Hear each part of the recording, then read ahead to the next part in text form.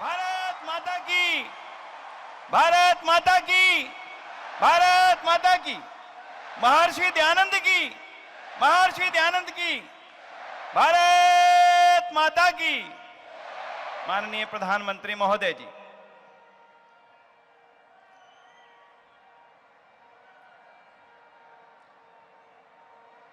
कार्यक्रम में उपस्थित गुजरात के राज्यपाल श्रीमान आचार्य देवव्रत जी, सर्वदेशीय आर्य प्रतिनिधि सभा के अध्यक्ष श्री सुरेश चंद्र आर्य जी, दिल्ली आर्य प्रतिनिधि सभा के अध्यक्ष श्री धर्मपाल आर्य जी, श्री विनय आर्य जी, मंत्रिमंडल के मेरे साथी जी किशन रेड्डी जी, मीनाक्षी लेखी जी, अर्जुन राम मेघवाल जी, सभी प्रतिनिधिगण, उपस्थित भाई और बहनों, महर्षि दयानंद जी की 200वीं जन्म जयंती का यह अवसर ऐतिहासिक है और भविष्य के इतिहास को निर्मित करने का अवसर भी है।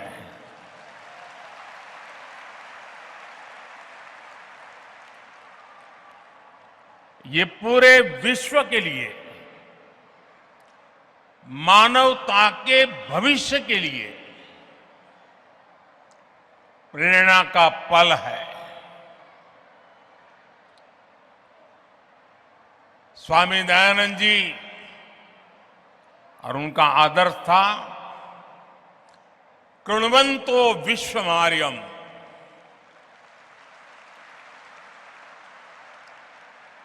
अर्थात हम पूरे विश्व को श्रेष्ठ बनाएं,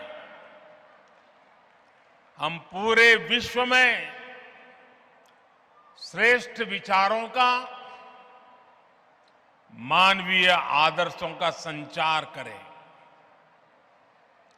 इसलिए 21वीं सदी में आज जब विश्व अनेक विवादों में फंसा है, हिंसा और अस्थिरता में घिरा हुआ है, तब महर्षि दयानंद सरस्वती जी का दिखाया मार्ग करोड़ों लोगों में आशा का संचार करता है।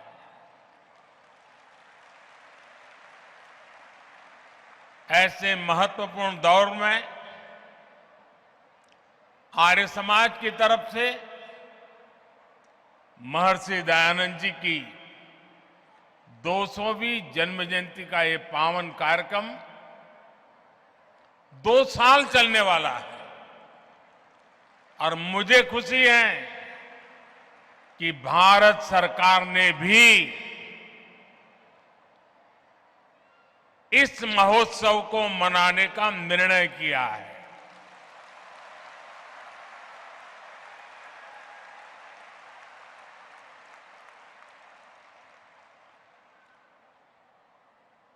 मानवता के कल्याण के लिए ये जो एक अविरत साधना चली है, एक यज्ञ चला है, अब से कुछ देर पहले मुझे भी आहुति डालने का सौभाग्य मिला है।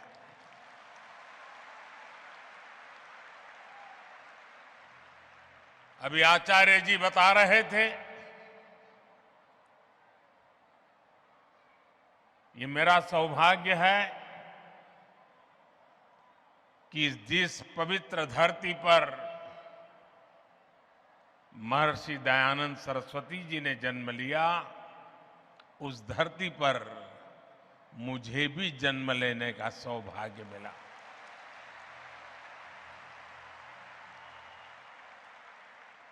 उस मिट्टी से मिले संस्कार, उस मिट्टी से मिली प्रेरणा आज मुझे भी महर्षि दयानंद सरस्वती के आदर्शों के प्रति आकर्षित करती रहती है। मैं स्वामी दयानंद जी के चरणों में श्रद्धा पूर्वक नमन करता हूं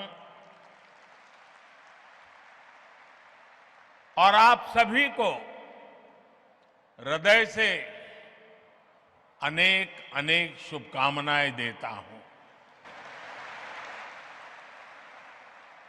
साथियों, जब महर्षि दयानंद जी का जन्म हुआ था तब देश सदियों की गुलामी से कमजोर पड़कर अपनी आभा, अपना तेज, अपना आत्मविश्वास सब कुछ खोता चला जा रहा था। प्रतिपल हमारे संस्कारों को, हमारे आदर्शों को, हमारे मूल्यों को चूर चूर करने की लाखों कोशिशें होती रहती थी। जब किसी समाज में गुलामी की हीन भावना घर कर जाती है तो आध्यात्म और आस्था की जगह आडंबर आना स्वाभाविक हो जाता है। मनुष्य के भी जीवन में देखते हैं, जो आत्मविश्वास हीन होता है वो आडंबर के भरोसे जीने की कोशिश करता है। ऐसी परिस्थिति में महर्षि दयानंद जी ने आगे आकर वेदों के बोध को समाज जीवन में पुनर्जीवित किया। उन्होंने समाज को दिशा दी, अपने तर्कों से यह सिद्ध किया और उन्होंने बार बार बताया कि खामी भारत के धर्म और परंपराओं में नहीं है, खामी है कि हम उनके वास्तविक स्वरूप को भूल गए हैं और विकृतियों से भर गए हैं। आप कल्पना करिए, एक ऐसे समय में जब हमारे ही वेदों के विदेशी भाषाओं को, विदेशी नैरेटिव को गढ़ने की कोशिश की जा रही थी, उन नकली व्याख्याओं के आधार पर हमें नीचा दिखाने की, हमारे इतिहास को, परंपरा को भ्रष्ट करने के अनेक विध प्रयास चलते थे। तब महर्षि दयानंद जी के ये प्रयास एक बहुत बड़ी संजीवनी के रूप में, एक जड़ी बूटी के रूप में समाज में एक नई प्राण शक्ति बन करके आ गए।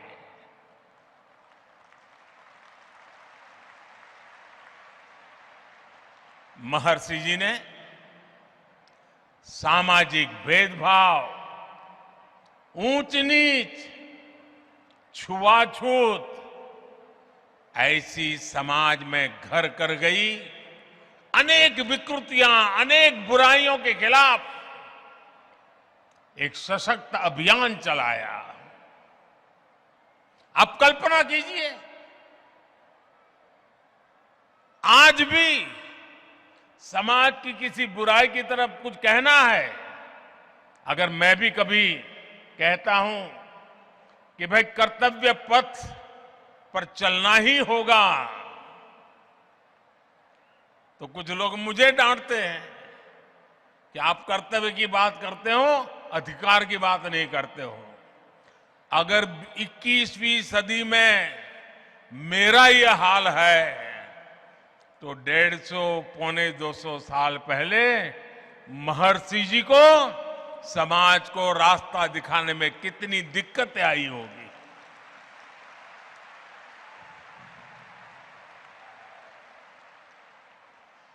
जिन बुराइयों का ठीकरा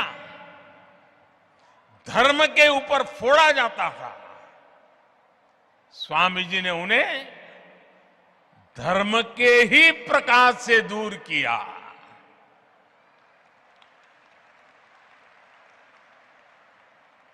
और महात्मा गांधी जी ने एक बहुत बड़ी बात बताई थी और बड़े गर्व के साथ बताई थी। महात्मा गांधी जी ने कहा था कि हमारे समाज को स्वामी दयानंद जी की बहुत सारी देन है, लेकिन उनमें अस्पृश्यता के विरुद्ध घोषणा सबसे बड़ी देन है। महिलाओं को लेकर भी समाज में जो रूढ़ियां पनप गई थी, महर्षि दयानंद जी उनके खिलाफ भी एक तार्किक और प्रभावी आवाज बनकर के उभरे। महर्षि जी ने महिलाओं के खिलाफ भेदभाव का खंडन किया, महिला शिक्षा का अभियान शुरू किया और ये बातें 150 पौने 200 साल पहले की है। आज भी कई समाज ऐसे हैं जहां बेटियों को शिक्षा और सम्मान से वंचित रहने के लिए मजबूर करते हैं। स्वामी दयानंद जी ने ये बिगुल तब फूंका था जब पश्चिमी देशों में भी महिलाओं के लिए समान अधिकार दूर की बात थी। भाई और बहनों, उस कालखंड में स्वामी दयानंद सरस्वती जी का पदार्पण पूरे युग की चुनौतियों के सामने उनका उठ करके खड़े हो जाना यह असामान्य था। किसी भी रूप में वो सामान्य नहीं था। इसलिए राष्ट्र की यात्रा में उनकी जीवंत उपस्थिति, आर्य समाज के 150 साल होते हो, महर्षि जी के 200 साल होते हो, और इतना बड़ा जनसागर सिर्फ यहां नहीं दुनिया भर में आज इस समारोह में जुड़ा हुआ है। इससे बड़ा जीवन की ऊंचाई क्या हो सकती है?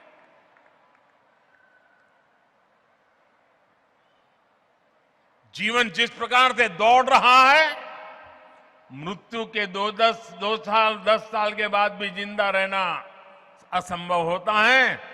200 साल के बावजूद भी आज महर्षि जी हमारे बीच में हैं।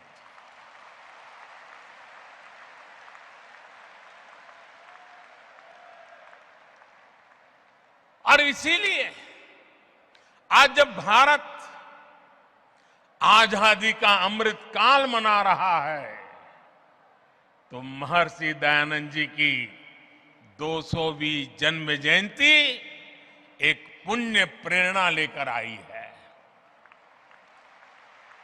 महर्षि जी ने जो मंत्र तप दिए थे, समाज के लिए जो सपने देखे थे, देश आज उन पर पूरे विश्वास के साथ आगे बढ़ रहा है। स्वामी जी ने तब आह्वान किया था वेदों की ओर लौटे।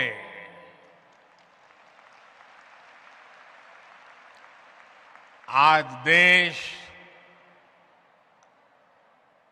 अत्यंत स्वाभिमान के साथ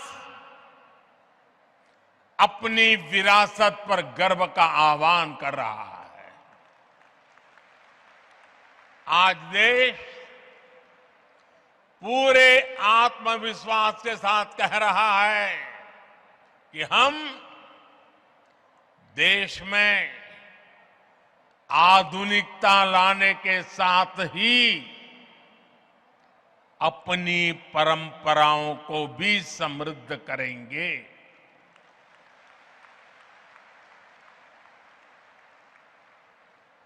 विरासत भी, विकास भी, इसी पटरी पर देश नई ऊंचाइयों के लिए दौड़ पड़ा है।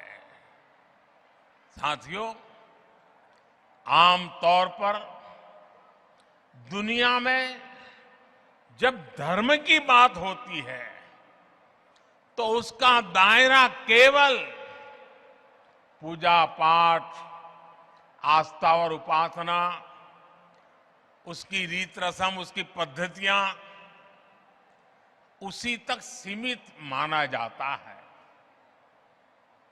लेकिन भारत के संदर्भ में धर्म के अर्थ और निहितार्थ एकदम अलग है। वेदों ने धर्म को एक संपूर्ण जीवन पद्धति के रूप में परिभाषित किया है। हमारे यहां धर्म का पहला अर्थ कर्तव्य समझा जाता है। पितृधर्म, मातृधर्म, पुत्र धर्म, देश धर्म, काल धर्म, ये हमारी कल्पना है। इसलिए हमारे संतों और ऋषियों की भूमिका भी केवल पूजा और उपासना तक सीमित नहीं रही। उन्होंने राष्ट्र और समाज के हर आयाम की जिम्मेदारी संभाली, होलिस्टिक अप्रोच लिया, इंक्लूसिव अप्रोच लिया, इंटीग्रेटेड अप्रोच लिया। हमारे यहां भाषा और व्याकरण के क्षेत्रों को पाणिनि जैसे ऋषियों ने समृद्ध किया। योग के क्षेत्र को पतंजलि जैसे महर्षियों ने विस्तार दिया। आप दर्शन में, फिलॉसफी में जाएंगे तो पाएंगे कि कपिल जैसे आचार्यों ने बौद्धिकता को नई प्रेरणा दी। नीति और राजनीति में महात्मा विदुर से लेकर के भर्तृहरि और आचार्य चाणक्य तक कई ऋषि भारत के विचारों को परिभाषित करते रहे हैं। हम गणित की बात करेंगे तो भी भारत का नेतृत्व आर्यभट्ट, ब्रह्मगुप्त और भास्कर जैसे महान गणितज्ञों ने किया। उनकी प्रतिष्ठा एक ऋषि से जरा भी कम नहीं थी। विज्ञान के क्षेत्र में तो कणाद और बरामीर जैसे लेकर के चरक और सुश्रुत तक अनगिनत नाम है। जब स्वामी दयानंद जी को देखते हैं तो हमें पता चलता है कि उस प्राचीन परंपरा को पुनर्जीवित करने में उनकी कितनी बड़ी भूमिका रही है और उनके भीतर आत्मविश्वास कितना गजब का होगा।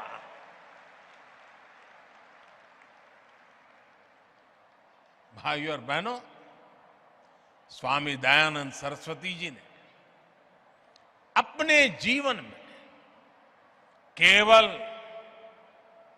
एक मार्ग ही नहीं बनाया, बल्कि उन्होंने अनेक अलग अलग संस्थाओं, संस्थागत व्यवस्थाओं का भी सृजन किया।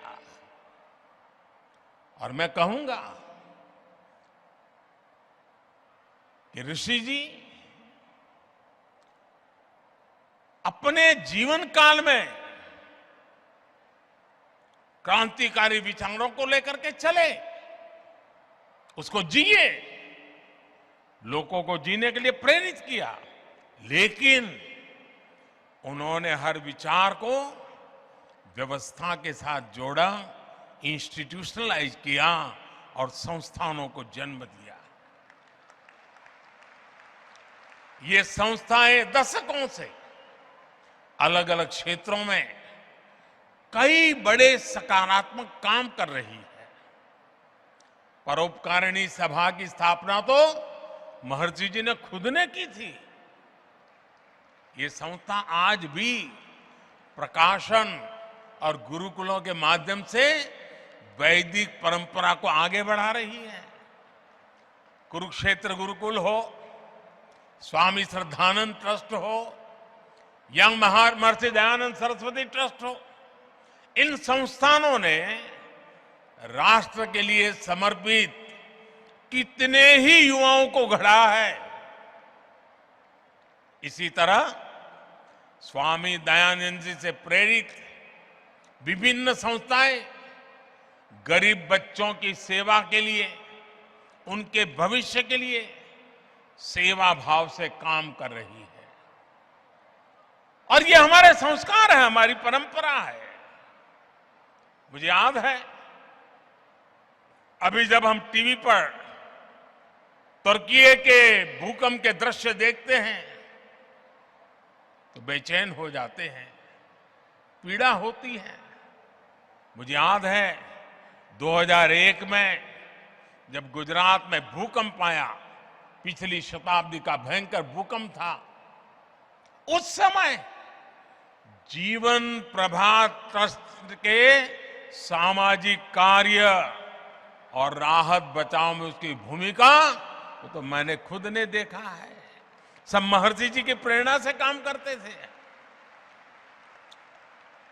जो बीज स्वामी जी ने रोपा था वो आज विशाल वटवृक्ष के रूप में आज पूरी मानवता को छाया दे रहा है। साथियों, आजादी के अमृत काल में आज देश उन सुधारों का साक्षी बन रहा है जो स्वामी दयानंद जी की भी प्राथमिकताओं में था। आज हम देश में बिना भेदभाव के नीतियों और प्रयासों को आगे बढ़ते देख रहे हैं। जो गरीब है, जो पिछड़ा और वंचित है, उसकी सेवा आज देश के लिए सबसे पहला यज्ञ है। वंचितों को वरीयता, इस मंत्र को लेकर हर गरीब के लिए मकान, उसका सम्मान, हर व्यक्ति के लिए चिकित्सा, बेहतर सुविधा। आज देश की बेटियां बिना किसी पाबंदी के रक्षा सुरक्षा से लेकर स्टार्टअप तक हर भूमिका में राष्ट्र निर्माण को गति दे रही है। अब बेटियां सियाचिन में तैनात हो रही हैं और फाइटर प्लेन राफेल भी उड़ा रही है। हमारी सरकार ने सैनिक स्कूलों में बेटियों के एडमिशन, उस पर जो पाबंदी थी उसे भी हटा दिया। स्वामी दयानंद जी ने आधुनिक शिक्षा के साथ साथ गुरुकुलों के जरिए भारतीय परिवेश में ढली शिक्षा व्यवस्था की भी वकालत की थी। नई राष्ट्रीय शिक्षा नीति के जरिए देश ने अब इसकी भी बुनियाद मजबूत की है। साथियों, स्वामी दयानंद जी ने हमें जीवन जीने का एक और मंत्र दिया था। स्वामी जी ने बहुत ही सरल शब्दों में उन्होंने बताया था, आखिर परिपक्व कौन होता है? आप किसको परिपक्व कहेंगे? स्वामी जी का कहना था, और बहुत ही मार्मिक है, महर्षि जी ने कहा था, जो व्यक्ति सबसे कम ग्रहण करता है और सबसे अधिक योगदान देता है, वही परिपक्व है। आप कल्पना कर सकते हैं कितनी सरलता से उन्होंने कितनी गंभीर बात कह दी थी। उनका ये जीवन मंत्र आज कितनी ही चुनौतियों का समाधान देता है।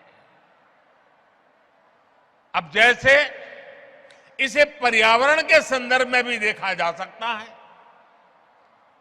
उस सदी में जब ग्लोबल वार्मिंग, क्लाइमेट चेंज ऐसे शब्दों जन्म भी नहीं लिया था, उन शब्दों के लिए कोई सोच भी नहीं सकता था, उनके भीतर महर्षि जी के मन में ये बोध कहां से आया? इसका उत्तर है हमारे वेद, हमारी ऋचाएं। सबसे पुरातन माने जाने वाले वेदों में कितने ही सूक्त प्रकृति और पर्यावरण को समर्पित है। स्वामी जी ने वेदों के उस ज्ञान को गहराई से समझा था। उनके सार्वभौमिक संदेशों को उन्होंने अपने कालखंड में विस्तार दिया था। महर्षि जी वेदों के शिष्य थे और ज्ञान मार्ग के संत थे। इसलिए उनका बोध अपने समय से बहुत आगे का था। भाई और बहनों, आज दुनिया जब सस्टेनेबल डेवलपमेंट की बात कर रही है, तो महर्षि जी का दिखाया मार्ग भारत के प्राचीन जीवन दर्शन को विश्व के सामने रखता है, समाधान का रास्ता प्रस्तुत करता है। पर्यावरण के क्षेत्र में भारत आज विश्व के लिए एक पथ प्रदर्शक की भूमिका निभा रहा है। हमने प्रकृति से समन्वय के इसी विजन के आधार पर global mission life, LIFE, life, और उसका मतलब है लाइफस्टाइल फॉर एनवायरमेंट। ये लाइफस्टाइल फॉर एनवायरमेंट एक लाइफ मिशन की शुरुआत भी की है। हमारे लिए गर्व की बात है कि इस महत्वपूर्ण दौर में दुनिया के देशों ने G20 की अध्यक्षता की जिम्मेदारी भी भारत को सौंपी है। हम पर्यावरण को G20 के विशेष एजेंडे के रूप में आगे बढ़ा रहे हैं। देश के इन महत्वपूर्ण अभियानों में आर्य समाज एक महत्वपूर्ण भूमिका निभा सकता है। आप हमारे प्राचीन दर्शन के साथ आधुनिक परिप्रेक्ष्यों और कर्तव्यों से जन जन को जोड़ने की जिम्मेदारी आसानी से उठा सकते हैं। इस समय देश, और जैसा आचार्य जी ने वर्णन किया, और आचार्य जी तो उसके लिए बड़े समर्पित हैं, प्राकृतिक खेती से जुड़ा व्यापक अभियान हमें गांव-गांव पहुंचाना है। प्राकृतिक खेती, गौ आधारित खेती, हमें इसे फिर से गांव-गांव में लेकर जाना है। मैं चाहूंगा कि आर्य समाज के यज्ञों में एक आहुति इस संकल्प के लिए भी डाली जाए। ऐसा ही एक और वैश्विक आह्वान भारत ने मिलेट्स, मोटे अनाज, बाजरा, ज्वार वगैरह जिससे हम परिचित हैं, और मिलेट्स को अभी हमने एक वैश्विक पहचान बनाने के लिए और अब पूरे देश के हर मिलेट्स की एक पहचान बनाने के लिए अब उसके लिए एक नया नामकरण किया है। हमने कहा है मिलेट्स को श्री अन्न।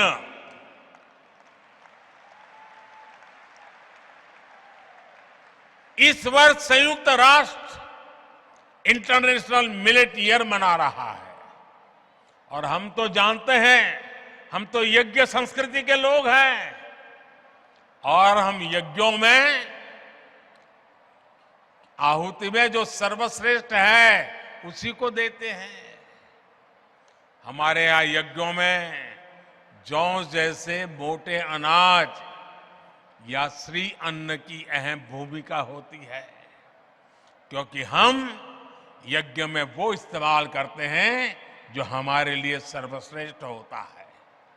इसलिए यज्ञ के साथ साथ सभी मोटे अनाज, श्री अन्न देशवासियों के जीवन और आहार को, उसे वो जीवन में ज्यादा से ज्यादा जोड़े, अपने नित्य आहार में वो हिस्सा बने।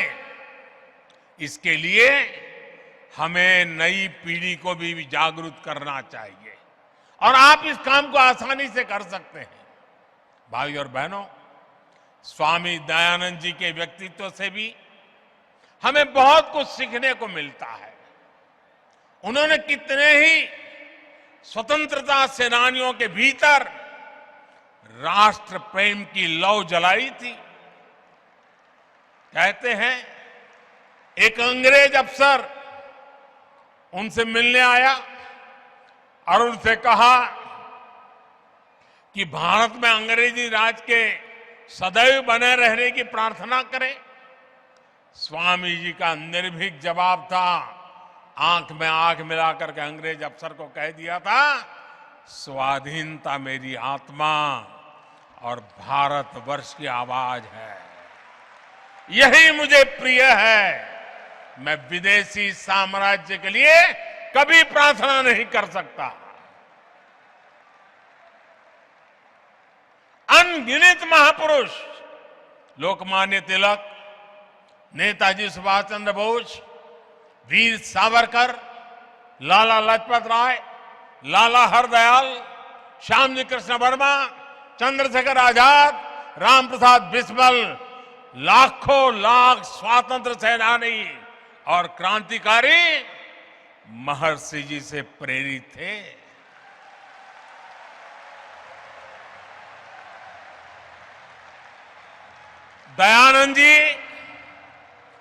दयानंद एंग्लो वैदिक विद्यालय शुरू करने वाले महात्मा हंसराज जी हो, गुरुकुल कांगड़ी की स्थापना करने वाले स्वामी श्रद्धानंद जी हो, भाई परमानंद जी हो, स्वामी सहजानंद सरस्वती हो, ऐसे कितने ही देवतुल्य व्यक्तित्वों ने स्वामी दयानंद सरस्वती जी से ही प्रेरणा पाई। आर्य समाज के पास महर्षि दयानंद जी की उन सभी प्रेरणाओं की विरासत है। आपको वो सामर्थ्य विरासत में मिला हुआ है और इसलिए देश को भी आप सभी से बहुत अपेक्षाएं हैं। आर्य समाज के एक एक आर्य वीर से अपेक्षा है।